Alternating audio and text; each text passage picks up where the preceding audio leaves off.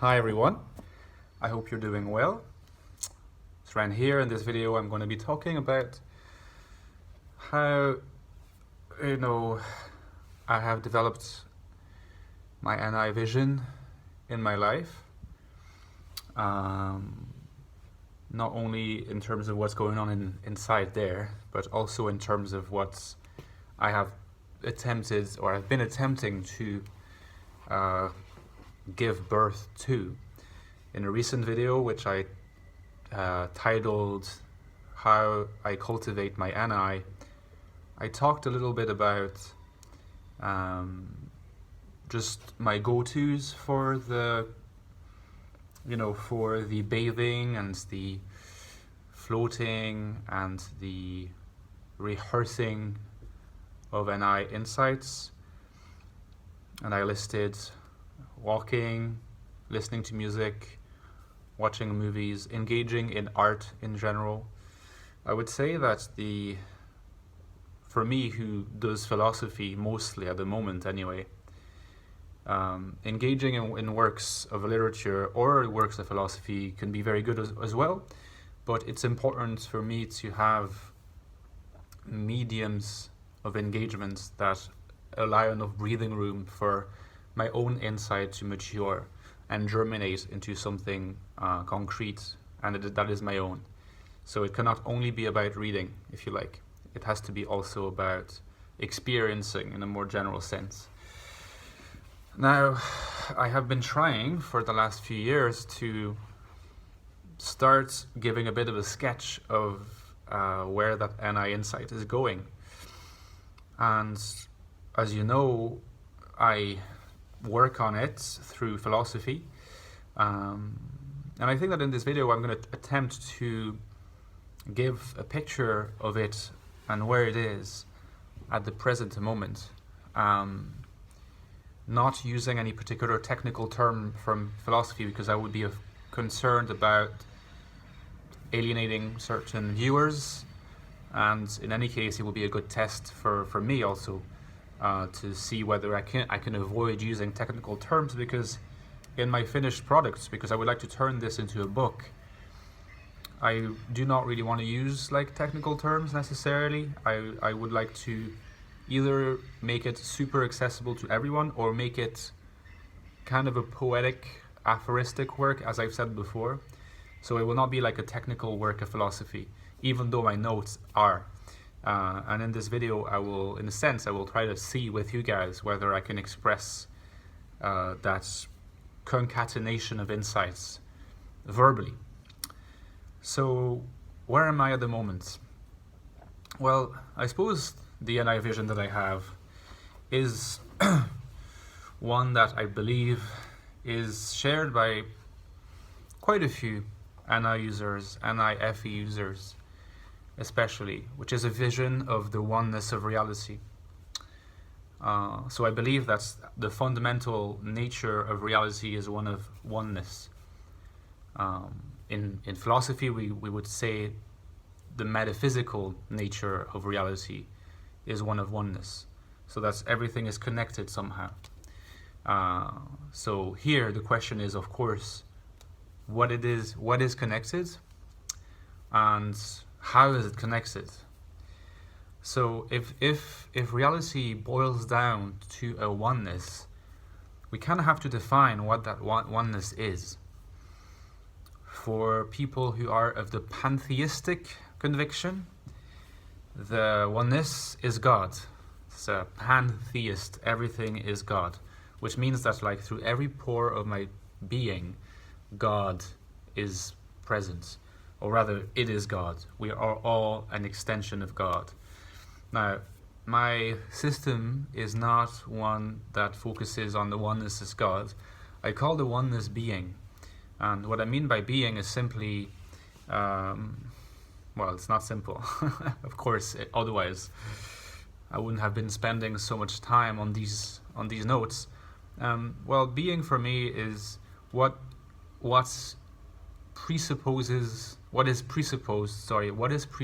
by absolutely anything. So from the moment that you say anything about anything, whatever, you are presupposing that there is being in the first place. So if I say, for example, I'm going to take the train tonight to get back home, well, this presupposes that the train exists, that I exist, but therefore that there is such a thing as existence. So in order for existence to be the case, it needs to be. But if it needs to be, then B represents something as well. And B, in this case, represents being, what is presupposed by anything whatsoever. From the moment that we're not talking about nothing, right, pure nothingness, we're talking about being. We're not talking about being directly, usually. We're talking about incarnations of being in reality. So, for instance, the train that I was talking about, myself, this wall, INFJs, anything you can think of that is, literally, that exists, and by virtue of existing is. Because we could draw a distinction between existing in this world right now, existing in the physical sense, but we could also imagine another form of being, which is a form of being that is not physical, that is not even actual, but that is potential. For instance, I could say that maybe, what will happen to me in 20 years' time on X day at that time. Now, it is not known yet, and if we believe in free will, it is contingent. It is not determined in advance completely, at least not for a human being. Nevertheless, we know that something will happen then. So in a sense, it doesn't exist yet, but it has being. So in my vision, I call this the realm of the virtual. What has not happened yet, but can happen. Okay, so you can imagine that being is this kind of principle that that inheres in anything that can even be talked about. And that is, to me, the oneness. Now, this oneness that is being in my vision has a particular quality which is fundamental to it, and three main aspects. Now, the fundamental quality that it has to me is that it is open.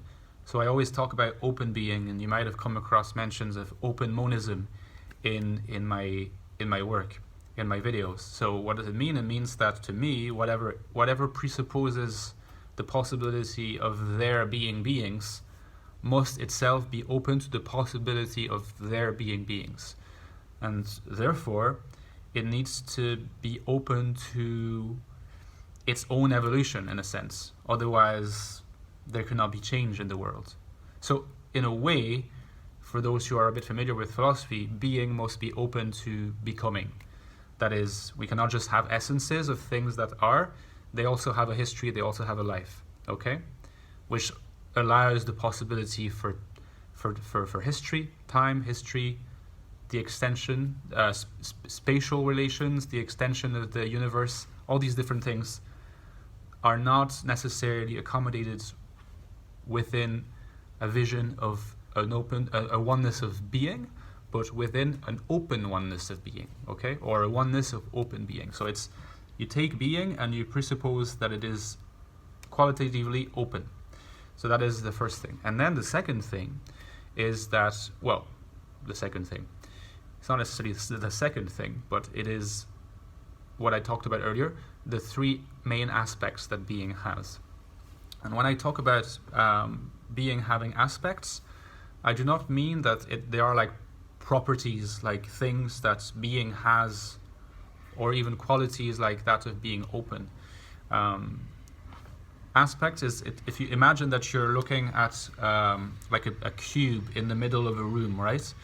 Imagine that you're at a museum of art, and I went once to this museum in Paris called the Palais de Tokyo Palace, and it had in one, it's a hyper contemporary art museum, and it had in one of its rooms, it was a square room in the shape of a cube, and it had a cube in the middle of it, and it was this white room with a white cube in the middle of it. So hyper contemporary art, and actually, you know, you might say that's bullshit art, like some people say, it stimulated a lot of thoughts in me. So I was quite happy about my experience. But you had a cube in the middle, and you could walk around it.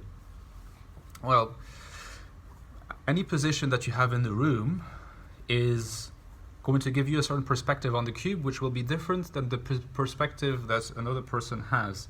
And it's a different spatial perspective. You could also imagine that if you look at the cube at a particular time, and another person looks at the cube maybe from the same position spatially, but at a different time, it's also kind of a different perspective in a way. So, of course, if you imagine that you're in the room and you're in the room with two friends, and like each of you are positioned in different parts of the room, looking at the cube, you see it from different perspectives, from a different angle. Maybe you'll be seeing one of its sides. Another person might be seeing one of its what's the word in English? Let's say one of its angles, but you know what I mean. Now, or a different side, okay? And maybe you'll be much smaller than your friend and much taller, and so you'll be seeing it from kind of up above your friend. Well, maybe not like this, because he'd be very small, because the cube is kind of only a meter high. But if he's smaller and differently positioned, we'll be seeing the cube from a different perspective. Well, the idea is that it's the same with these three different aspects that being has. It's a matter of perspective. It's not properties that being contains and that can just be listed. It's the same thing from different perspectives, different angles or aspects. First aspect, and this gets a bit technical, but remember, what I'm trying to do is to lay the fundamental nature of reality, which means that once I've said that, this vision must contain within itself the possibility for the complete expansion of all the complexity of all that there is. Okay? So it needs to facilitate very great complexity, but at the same time, as a metaphysical vision, it has to be simple. Because if it is not simple, then it loses in clarity. And if it loses in clarity, then someone might say, well, reality is in itself, as we look at it, as a complex of phenomena, is extremely varied, complex. So why don't we just stick with that? Why do you try to simplify something, or why do you try to sort of like distill the very kernel of it if it is itself too complex? So there is a certain force to be derived from the simplicity, limpidity, and parsimoniousness, or parsimony of the vision. So the three aspects that I propose and that I'm looking at within my vision of open being is being as content, being as reality, and being as structure, which to me means that from different aspects you could look at being as reality, you could look at being as content, and you could look at being as structure, meaning that being is structure, being is reality, and being is content. What does this mean? It means that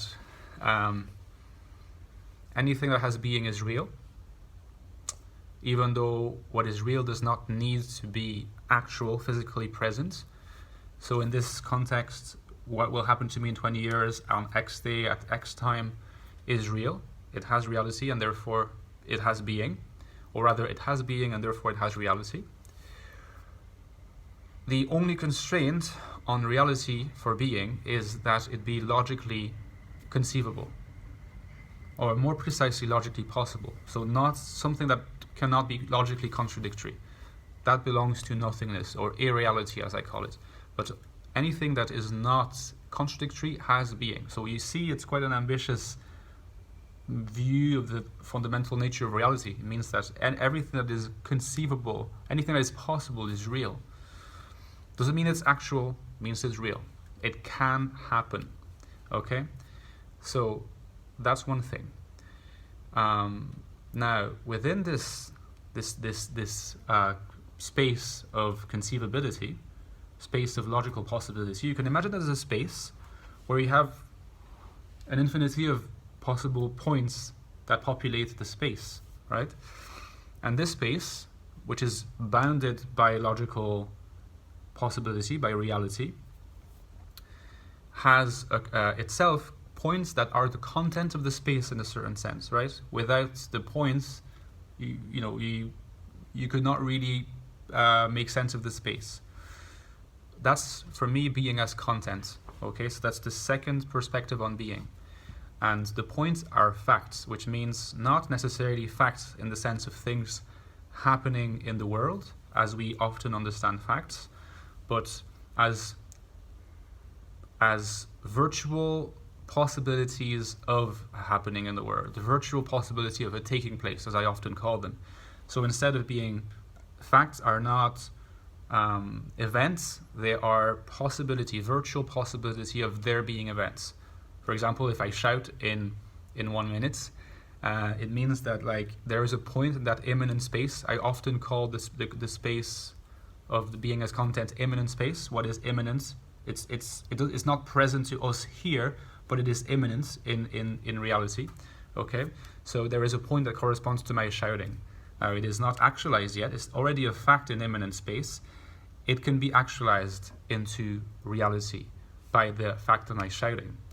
Of course, this presupposes that again things take place, things happen. There is a flux, there is a continuity in the domain of becoming. Things are not static, which is why I attribute 5 indeed attributes to the space of immanence. First, intimacy, which means that any fact we can come to know in a very intimate way. Any event we can experience. It allows the knowing and the experience of facts and events. Intimacy. Silent infinity, meaning that anything that we can come to experience is connected to a whole realm of things that we cannot directly experience but are still part of its history. Third, foldedness, meaning that anything that takes place and anything that has correspondingly factuality in immanent space is inherently perspectival, meaning that it has a perspective, like the cube in the room. Okay, you can look at it from different angles, and depending on the angle that you look at it, you will have a different perspective on it as a different person. Like there is an agreement about a certain structure of the object, and we will talk about structure in a second, but fundamentally outside of that, even though you agree about the structure and you see the cube, you still see it from your own perspective, and that's incarnated in the immanent attribute of foldedness in my conception. 2 more, quite important, the attribute of givenness, meaning that open being as content gives itself continually, which allows becoming. That is, facts continue streaming one after the other within a movement. Either the movement is circular and keeps repeating itself, right? And that corresponds to the 5th attributes of recursiveness. Things are recursive. Like if you look at an image that's recursive and keeps happening, in our routine there is a recursion. But at the same time, in the lives of human being, the recursion is always a little bit different every day, right? We don't quite repeat the same things. And if you look at the macro level, there are deviations that are sometimes not anecdotal. You know, the technology, the possibility of discovering space, the possibility of humanity destroying itself with nuclear power, with global warming. These signify that I call it second order recursiveness, higher order, which means that we tend to recur in our lives. There's a recurrence of the same, as Nietzsche would have said. But despite that, there is always a possibility for an open-endedness to what we are doing. So even though we tend to experience life as a repetition, there's always a difference that creeps in, and that echoes Deleuze's work, difference and repetition to an extent. Whereas for non-human beings, it seems to me that the recursion is first order. It doesn't mean that like there is a perfect repetition to the lives of non-human beings, but there is a certain limitation to the possibility of the open-endedness of those lives. And at least in theory, that limitation can be predicted. Whereas the limits on the open-endedness of human life, they can hardly be predicted. Because, for example, we might want to say humans can live to only 80 years, but maybe in the future we'll live to 2,000 years. Maybe we'll be immortal. We have no idea, actually. We cannot even tell. We cannot make predictions beyond a certain empirical scope, and this means higher order recursiveness. And in this higher order recursiveness lies also the possibility to define in actual terms, in the terms of reality as we know it, the actual world, human freedom. And finally, and I think after this I'll stop because it's already been long, I want to talk about the last aspect of being, which is a fundamental aspect in my opinion. It's being as structure. So being as reality, being as content, as I defined it, being as structure means how being is structured fundamentally. Because you can imagine that if you're a piece of content, or if you're an imminent universal piece of content, you still, by virtue of having content, you must have a structure, even though it is in a sense a lack of structure or a very simple structure. Well, being has structure, and the way that I see it, because it is an aspect like the other aspects that I talked about, it needs to still reflect the openness of being. It needs to reflect the attributes of imminence. It needs to reflect the reality of being as either actual or virtual. And the structure that I've defined for being is what I call, and it's a very important concept, some of the people who read me online struggle to understand because it's a very defined concept. It's very personal, but I think in it lies the key to many of my questionings and to the reconciliation between being, as in the static essence, and becoming, the possibility of development and history. Now, what is it? I call it open ground, and that's only a single word. So it's the idea that if you take any ground, you see, and there's an opening in the ground. The fundamental idea here is that you don't just have an opening, there is also a grounding of the opening in which the open ground is. So instead of picturing just like the concept of an opening or just the concept of a ground, conceive of an open ground as an opening that is itself grounded, and it's a single thing. So it contains the possibility of being an essence as the ground, but also the opening towards the possibility of the future change and history within itself. And I conceive of the structure of immanent space, where the facts as points are all located, as a space that has open grounded structure, which means that whenever different facts interact with each other, delivering in the domain that we know, that we're familiar with, physical domain, psychological domain, interpersonal domain, relationships, different events, taking part in different things happening, like what we're familiar with, I conceive that for this to take place, the structure of the facts must be open-grounded, which means that they are in themselves facts, but they are also open to the possibility of linking together. And this gives the basic image that I have currently developed of the fundamental nature of reality in my vision, which I propose to call open monism. Of course, it's immensely more complicated than this, but I wanted to give you the basics of what my INI vision has been going towards in the last few years. And yeah, I'd love to hear your feedback and to let me know if you understood what I was talking about, or if it was a bit vague or a bit obscure. I would really appreciate it, because this is what I'm essentially working on, so it gives you a window into my life even more than in the past. All right, see you guys.